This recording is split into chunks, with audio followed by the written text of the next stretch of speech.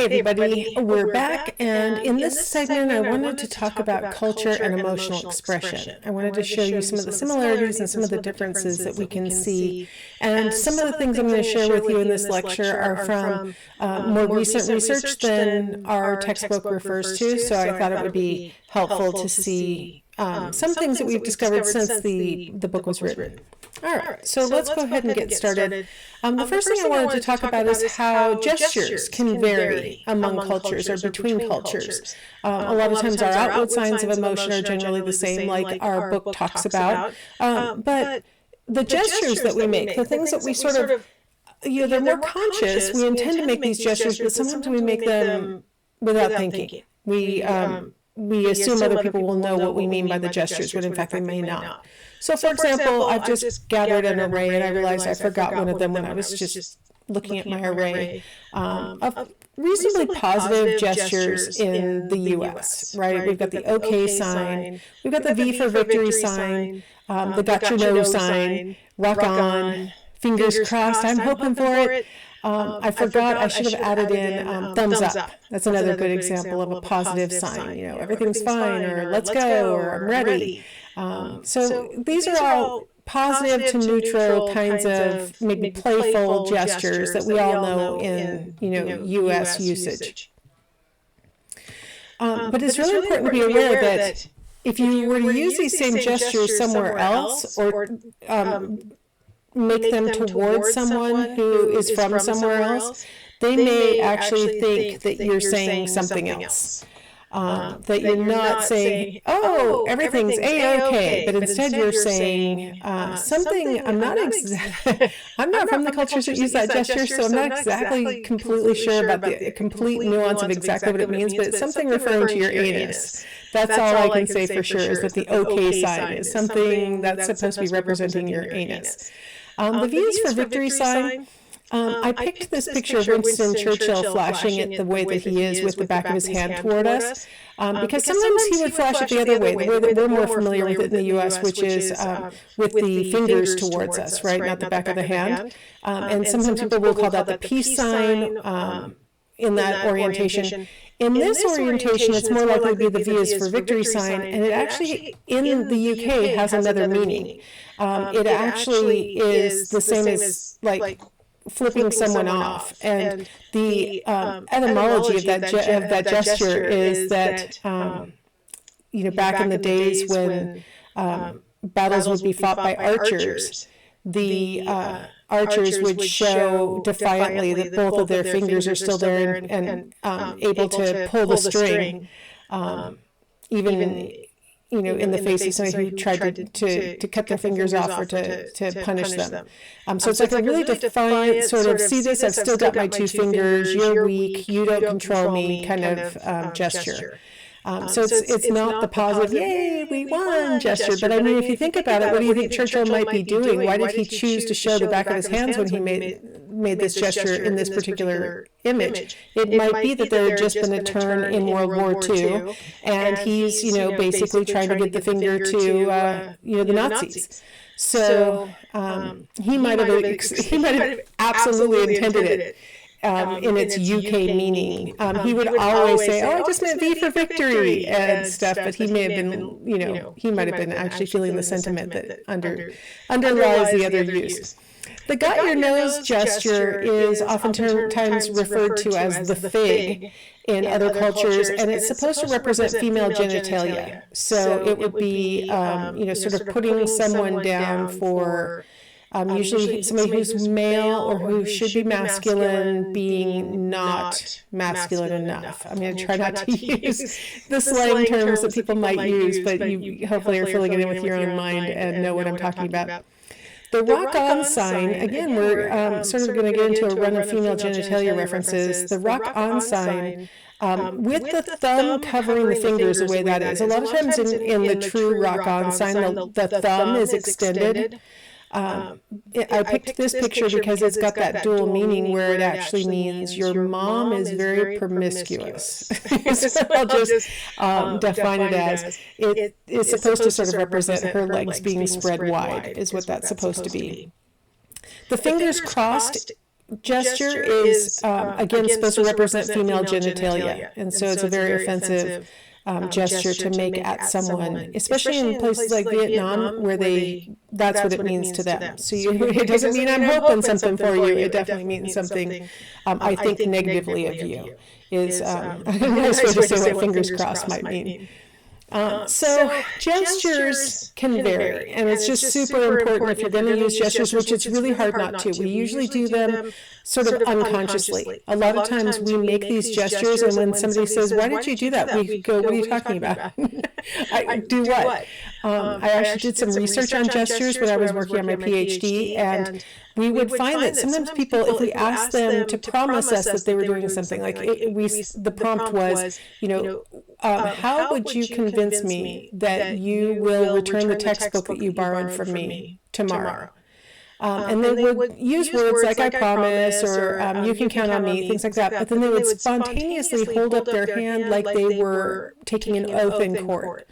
And then we'd say, "Why did you hold your hand up like that?" And they would say, "I don't remember doing that."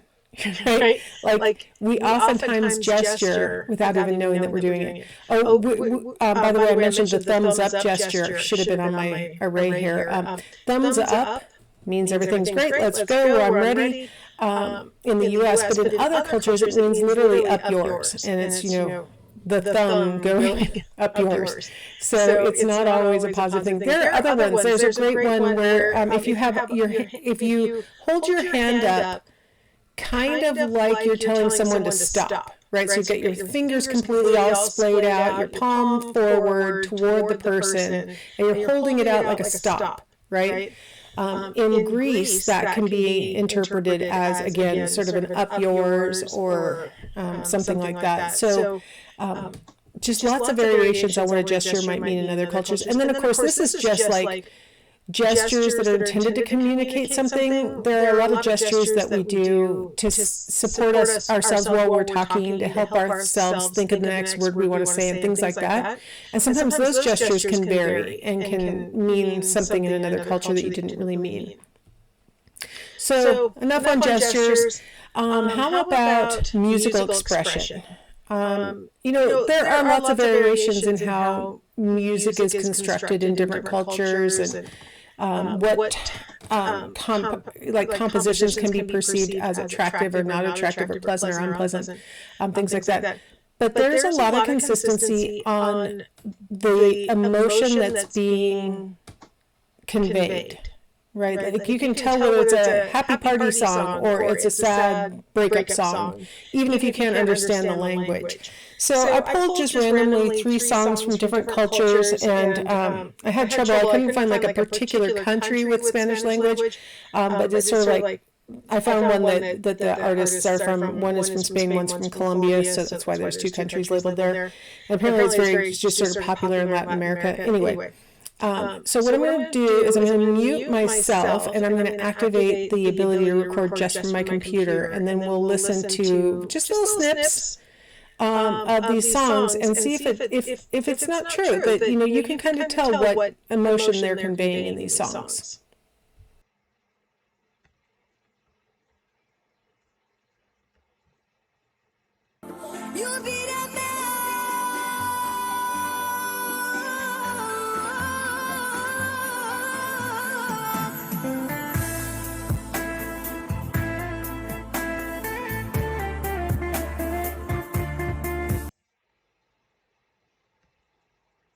Koto ga raku ni naru no, mata mune ga itaku naru kara, mou nani mo iwanai de yo.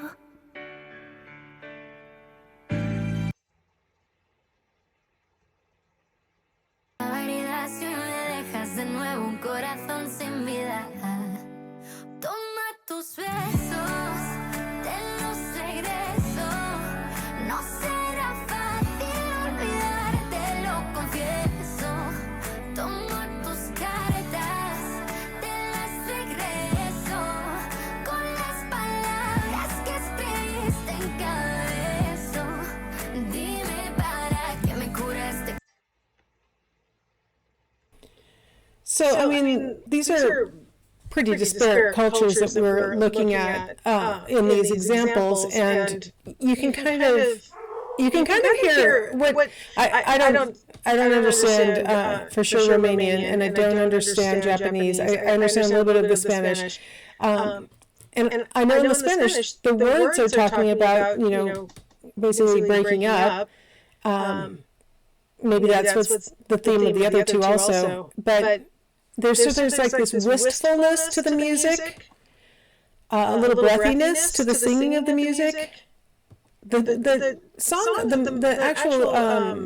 the actual musical part of it, not the lyrics or the voices, but the actual music of it. It's got, maybe potentially you might say, well, it's not a funeral march or anything, but it's so it's a little poppier as far as like the background music, but all of the singers sound sort of the same in the way that they're sort of conveying their emotion, and that's the important thing that I wanted to get across, is that musical expression.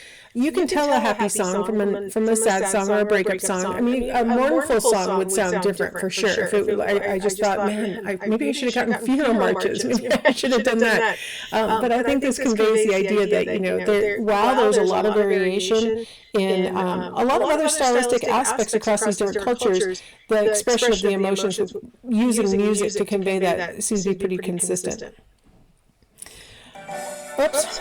Ooh. Oh my gosh, all three of them started playing at the same time. Whoops. Sharing an emotional category does not necessarily mean that the culture experiences that emotional category the same way, right? Like each culture may have its own experience of that emotional category. So probably for the basic emotions like sadness, fear, anger, and happiness, those things probably are more similar than different. But for the mixed emotions in particular, like pride or embarrassment, these kinds of things, we're going to see that different cultures put different importance on them, or different nuances for how to express or how to understand those emotions. And so while our book that we're reading really emphasizes the shared emotional expression and the shared ability to recognize expressed emotions, it doesn't necessarily mean that the culture itself or the members of the culture put the same weight on all the different emotions and the same emphasis on each of the emotions in the same way. We get a little hint of that when the book talks about how in his group in Papua New Guinea they were not consistent in recognizing surprise versus fear. Like that was not, the emotional expressions that they were asked to look at were not different enough for them to reliably tell one is surprise and one is fear. And that implies that fear and surprise are probably not that different in their culture. And so we have to just keep that in mind, that even though we see similar ability to express emotions and to recognize what those emotions mean across culture, that it may not mean that the actual experience of those emotions is the same. So our facial muscles, make the same basic emotional expressions. And so our book really emphasizes this, universal, probably, naturally selected capability to express certain kinds of emotions. It's very adaptive for us to be able to interpret faces in their context. Right. So even if a person is making a facial expression, and that might look like happiness, for example, but if they know that they're making that facial expression while talking about their recently deceased loved one, that might not be a smile of happiness, that might be something else. And so it's really important to know the context that we're interpreting. So keeping that in mind, here are some different pictures. This is from Ekman, the author of our book, and then Matsumoto. They specifically were looking at Japanese and Caucasian facial expressions of emotion, and they found great similarity between cultures. That, you know, as Ekman mentions in his book, pretty much everywhere he's gone, everywhere that they've studied, people within the culture can recognize emotional expressions from people outside their culture. And people outside their culture can recognize their facial expressions, the facial expressions of the culture being studied. And so, especially for these, right, we've got happiness as picture A, we've got surprise as picture B, we've got fear as picture C, sadness is D, E is anger, F is disgust. These 6 core emotions, even among, you know, the Papua New Guinea who had never seen people outside of their culture before, they accurately recognized European Americans making these facial expressions. So these 6 are very consistent. Surprise, like I said, was a little bit difficult. Surprise versus fear was a little bit difficult for the Papua New Guineans. But these across the world, pretty much consistent. Everybody can read these facial expressions on each other, regardless of the culture that they came from. So cultures can differ in how much emotion they express. One of the things that people from other parts of the world say about Americans or people from the United States is that they smile a lot. That they smile a lot more than other, you know, places that they've been. And that's a really easy to sort of hang on to difference between cultures is how much they smile.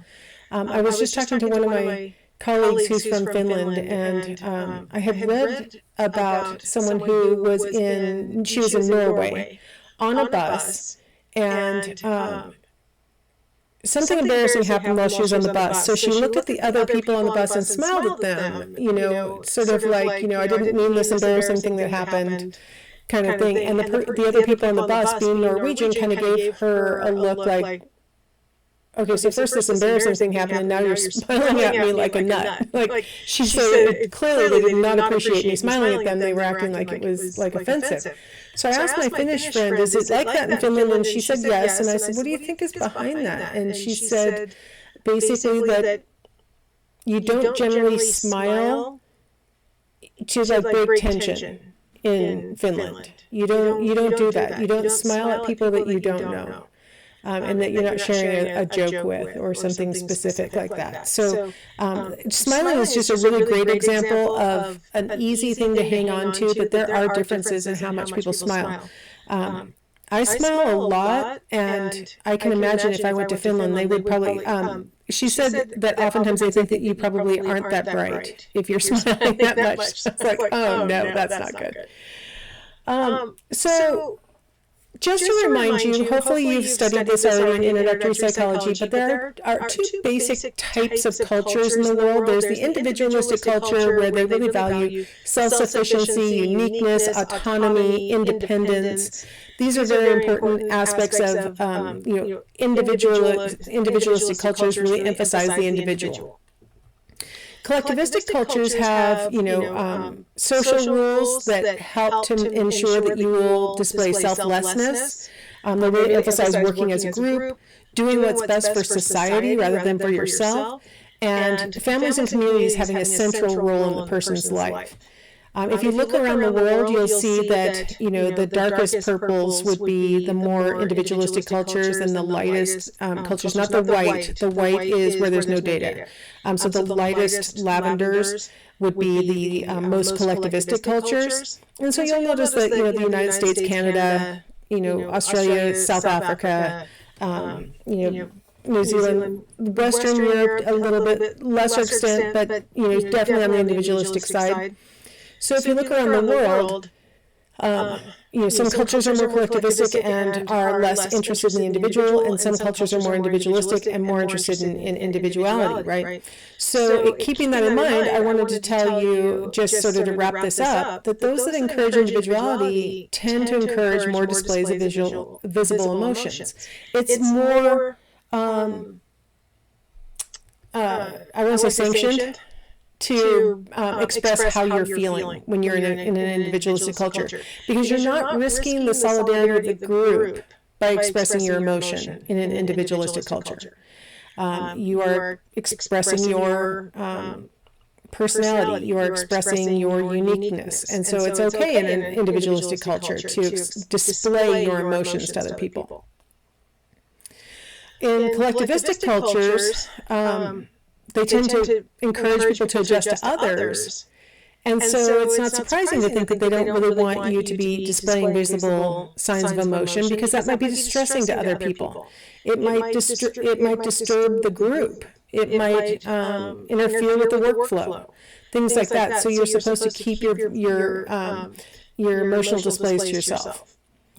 So a study was conducted a few years ago that found that European and American leaders express elicited smiles 6 times more frequently in their official photos. I'm just going to give you a comparative example of Japanese leader versus American leader, and how their official photos appear. Very common for leaders in the U.S., whether it's a political leader or it's a corporate leader or it's the leader of a Girl Scout troop, to smile in their photographs versus leaders from more collectivistic cultures. They tend to have more, at least this leader is looking pleasant. There are some cultures where you don't even try and look pleasant. You just sort of look stoically at the camera and let your picture be taken.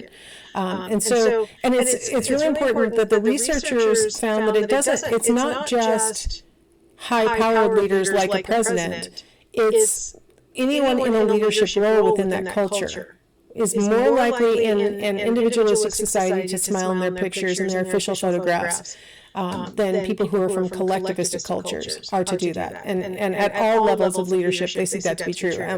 Running from whoever's running the family, they're more likely to smile in pictures in the U.S. than in other cultures.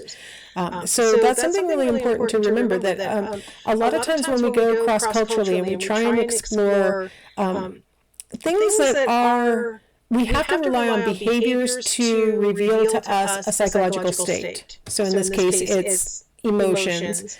In other circumstances in the field of psychology, we always run into this trouble, right? Where we're wanting to look at something that happens inside the person, and the only evidence we have that it's happening is how they choose to behave. It's really important to remember that we might be misinterpreting how much emotion the culture, members of the culture experience, or the degree to which they experience it, if we're trying to interpret it through the lens of American emotionality and expressiveness. So hopefully that helps to clear up some of these issues having to do with culture and emotional expression that I think that the book sort of alerts us to, but I feel like in some ways doesn't really explain very well. So hopefully this helps to clear up just a little bit. All right, well, that should do us for now, and I will see you in the next segment, or the next topic.